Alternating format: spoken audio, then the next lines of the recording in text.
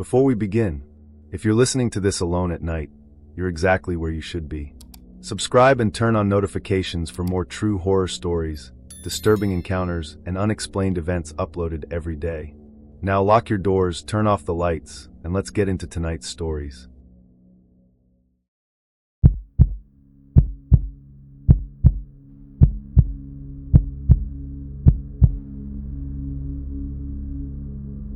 If you've ever worked at a train station overnight, you learn to trust the timetable. Every arrival, every departure, every delay, everything is tracked down to the minute. The station where I worked had 8 platforms. After 1 a.m., only freight trains used the tracks. Passenger service ended for the night. At least, that's what the schedule said. Then every Friday, at exactly 2:17 a.m., an arrival announcement echoed through the empty station. The display boards lit up. Platform 7 flashed a destination I'd never heard of, and a train rolled in, without ever appearing on the railway network. This happened in the fall of 2023. At the time, I worked the overnight maintenance shift at a regional rail station outside Pittsburgh, Pennsylvania. My job was simple: replace damaged lights, inspect escalators, repair ticket machines, clean platforms before the morning commuters arrived. By midnight, the station became almost silent. Only security guards, cleaners, and a handful of railway employees remained. Every night followed the same routine. The final passenger train departed at 12:48 a.m. After that, the electronic departure boards switched into overnight mode. Only freight traffic remained. Nothing unusual. One Friday, at exactly 2:17 a.m., every display screen suddenly changed. Instead of NO passenger service, one line appeared. Arriving, platform 7. No train number, no operator, no destination I recognized. Only one word: Ashcroft. I frowned. We didn't have a town by that name anywhere on our rail network. Reasonable explanation? Software glitch. Wrong database. At least, that's what I assumed. Then the station speakers crackled to life. A calm announcer said, "The final train to Ashcroft is now arriving at platform 7. Security heard it too. So did the cleaning crew. It wasn't in my imagination. Curiosity got the better of me. I walked toward platform 7. The tracks were empty. The signal remained red. No headlights. No engine noise. Then, far down the line, I heard steel wheels. Slow, steady, growing louder. A train emerged from the darkness. Unlike any passenger train I'd seen, its silver paint looked faded. The railway logo had been retired years earlier. The windows glowed with warm yellow light. Every curtain was closed. It stopped perfectly beside the platform. The doors slid open. Nobody stepped off. Nobody stepped on. Inside, every seat appeared occupied. Passengers sat perfectly still, looking forward. None spoke. None looked at their phones. None moved at all. A conductor stood beside the first carriage. Dark blue uniform. Old brass buttons. Pocket watch hanging from a chain. He smiled politely. "Boarding? I think you've got the wrong station," I replied. He shook his head. "No, you've simply arrived early. Every instinct told me not to get closer. I stayed where I was." The conductor held up a ticket. My name was printed across it. Seat 14. Carriage 3. One way. Before I could answer, the station clock struck 2:18. The train doors closed. Without making a sound, the train began moving again. Within seconds, it disappeared into the darkness. I looked down at the platform. One paper ticket rested near my boots. I picked it up. It felt old, thicker than modern rail tickets. Stamped across the front were 2 words: Final departure. The next morning, I showed the ticket to my supervisor. He stared at it for a long moment, then quietly asked, "Platform 7? I hadn't mentioned the platform. He unlocked a filing cabinet in his office. Inside were decades of old maintenance reports. Every few years, someone working the overnight shift reported an unscheduled train arriving around 2:17 a.m. The descriptions were nearly identical. Old railway logo, silent passengers, a conductor carrying a pocket watch. No report explained what the train was. Mostly, an older signal technician overheard our conversation. He quietly told me that before the station was rebuilt, Platform 7 handled overnight express services that were discontinued decades earlier. One final departure had been canceled after severe weather damaged the line. The route was abandoned, the destination removed from railway maps. Eventually, the platform was rebuilt, the old line forgotten. Mostly, the strange arrival continued. Not every night, only on Fridays. Always at 2:17, always platform 7. One rainy evening, I decided to remain inside the station instead of walking onto the platform. From the waiting room windows, I watched the train arrive again. The conductor stepped onto the platform, looked directly toward the glass, raised one hand, not waving, inviting. I didn't move. After several seconds, he nodded once, as though he'd expected my answer. The doors closed. The train departed. When I checked the security footage later, platform 7 remained completely empty. No train, no passengers, only me, standing alone beside the tracks. Months later, the railway authority began renovating the station. During demolition of the old platform 7 foundations, construction workers uncovered a rusted destination board buried beneath the concrete. The faded lettering had almost disappeared. Only one destination remained readable: Ashcroft. No current railway employee recognized the name. It didn't appear on any modern route map. I transferred to another station not long afterward. Different city, different rail line. Almost a year later, I was traveling home after a late shift. The station around me was nearly empty. At exactly 2:17 a.m., the departure boards flickered once. Every listing vanished. For just a second, one destination appeared: Ashcroft. When I looked toward the platform, there was nothing there, only empty tracks. I waited for my scheduled train. When it finally arrived, I checked the destination display twice before stepping aboard. Because sometimes, the last train of the night isn't taking passengers home.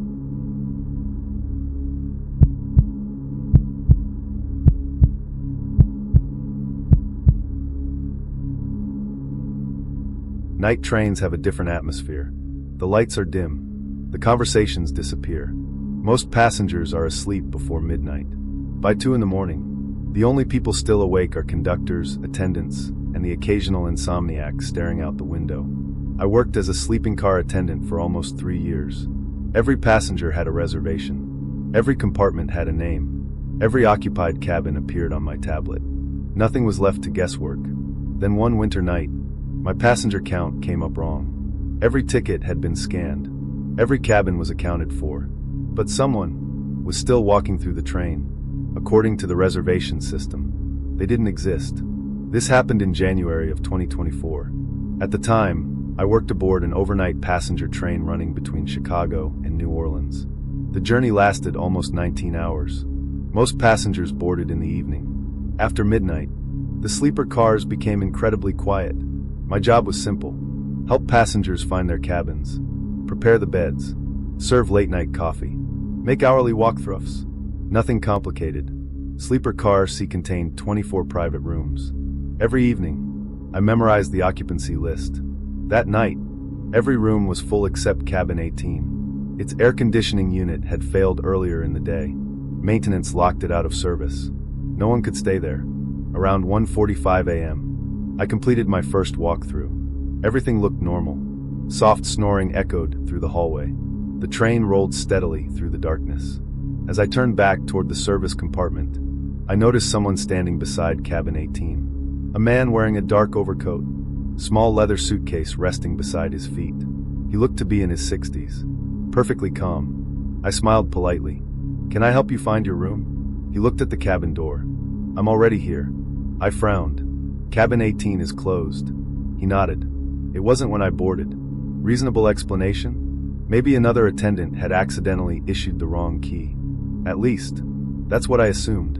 I checked my tablet. No passenger matched his description. No ticket. No boarding record. Nothing. When I looked back up, the hallway was empty. His suitcase was gone too.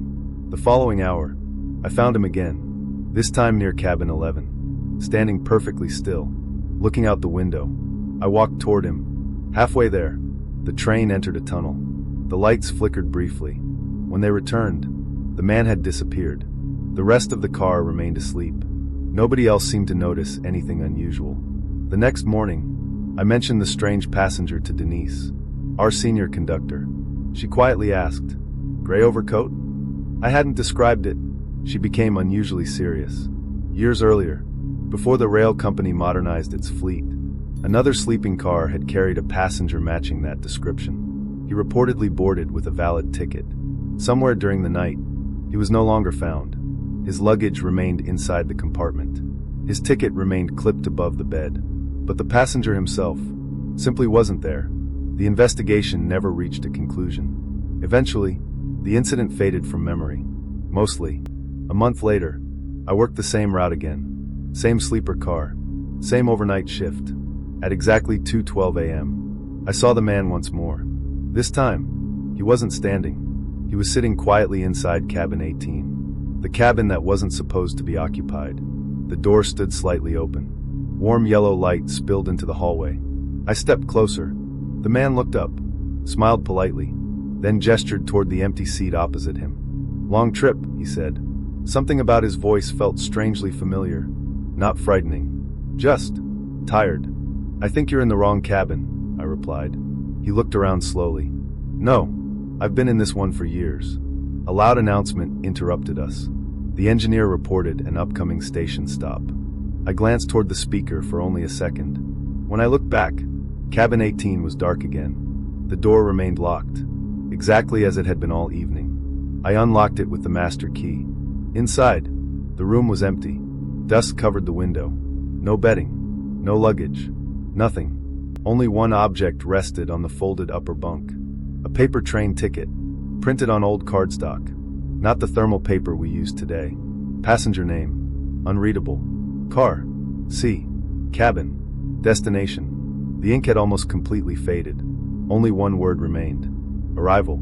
I slipped the ticket into my pocket.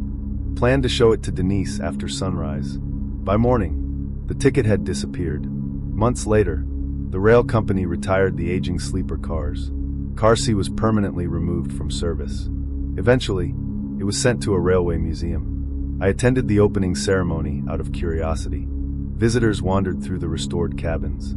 Everything looked exactly as I remembered, except cabin 18. The museum guide stopped us before reaching it, smiled apologetically, then said, "That compartment doesn't exist anymore." I looked down the hallway. Cabins 17 and 19 sat side by side. No gap between them.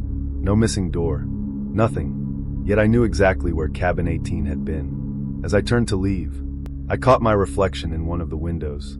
Standing just behind me, for only an instant, was a man in a gray overcoat, holding a small leather suitcase, smiling politely. When I turned around, the hallway was empty. I've traveled by train many times since then. I still prefer sleeper cars.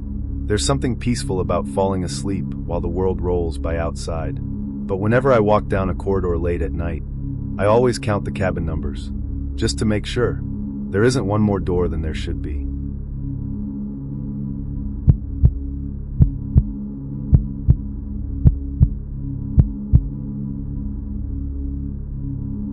One of the first things every train conductor learns is that tickets tell a story, where someone boarded, where they're getting off, whether they've already been checked.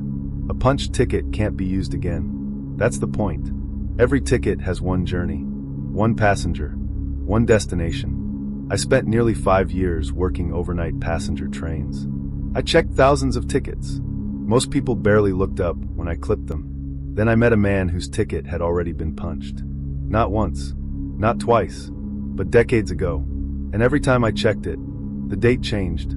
This happened during the fall of 2022. I worked as an overnight conductor on a long-distance rail line between Washington, D.C. and Boston. The route passed through dozens of small stations before sunrise. Most passengers slept through the journey.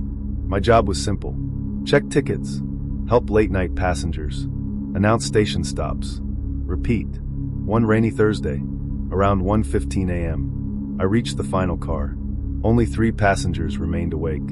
An elderly woman reading, a college student wearing headphones, and a man sitting quietly beside the window. Gray suit, black hat, old leather briefcase resting beside him. I smiled politely. "Ticket, please." Without saying a word, he handed me a thick paper ticket, not modern thermal paper. Old cardstock, the kind railroads stopped using years ago. My ticket punch paused halfway. The date printed across the top read, October 14th, 1992. I frowned. This ticket isn't valid anymore. The man simply smiled. It was when I boarded. Reasonable explanation? Maybe it was a souvenir. A keepsake. At least. That's what I assumed. I handed it back. Moved to the next passenger. When I finished the car, I looked back. The seat was empty. No luggage. No briefcase. Nothing. The next evening, same route. Same departure. Around 1:15, I reached the last car again. The man sat in the same seat. Gray suit. Black hat. Leather briefcase. He smiled before I spoke, then quietly handed me the same ticket. This time, the date had changed. October 14th, 1987. The punch marks remained identical. Exactly where I'd seen them before. My stomach tightened. I checked the reservation list. No passenger matched his description. No ticket number existed in the system. Nothing. Security searched the train during the next station stop. They found no one, yet the seat remained warm. Weeks passed. The man appeared every Thursday. Always the final car. Always the last ticket I checked. Always with an older date. Eventually, I mentioned him to Harold, the senior conductor. Harold became unusually quiet, then asked, "Does he still carry the black briefcase?" I hadn't mentioned it. Harold sighed. Before computerized ticketing, conductors occasionally reported a passenger carrying old paper tickets. Always late at night. Always near the end of the route. The reports stretched back decades. No one ever identified him. Mostly. One October evening, I decided to arrive early, before passengers boarded. I stood beside the platform as everyone entered. Families, business travelers, students. One by one, the man never walked past me. Yet once the train departed, he already sat inside the last carriage. The realization genuinely unsettled me. Near midnight, I gathered enough courage to sit across from him. "You've been riding this train for a long time," I said quietly. He looked out the window. "I missed my stop." "Where was that?" He smiled faintly. "I don't remember anymore." The train entered a tunnel.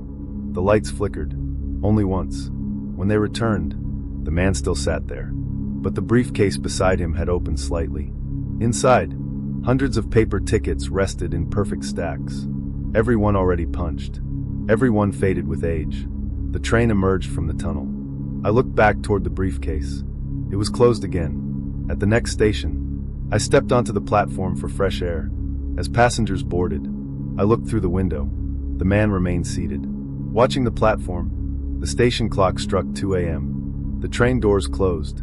As we pulled away, I noticed something impossible. The reflection in the window still showed the man sitting inside. But through the glass itself, the seat was empty. Only his reflection remained. Months later, the railway retired the aging passenger coaches. Our entire fleet was replaced. New interiors, electronic ticket scanners, digital seat assignments. Paper tickets disappeared completely. On the first night with the new trains, I smiled to myself. Whatever I'd been seeing, surely it was over. Around 1:15, I reached the final car. Empty. Exactly as expected. Then, the handheld ticket scanner beeped. Ticket verified. I hadn't scanned anyone. The device displayed a passenger name. Blank. Seat number. I looked toward seat 32. Empty. Resting on the cushion, lay one old paper ticket, already punched. Printed date, October 14th, 1962. Exactly 60 years earlier. Before I could pick it up, the train entered another tunnel. Darkness filled the carriage. When the lights returned, the ticket was gone. So was the scanner notification. I've worked thousands of overnight trains since then. Technology has changed. Everything is electronic now. No paper tickets. No ticket punches. No excuses for old mistakes. But every October, on Thursday nights, I still make one extra stop in the last carriage. Even when I know it's empty. Just in case. Someone is still riding. Trying to find the station where they were supposed to get off.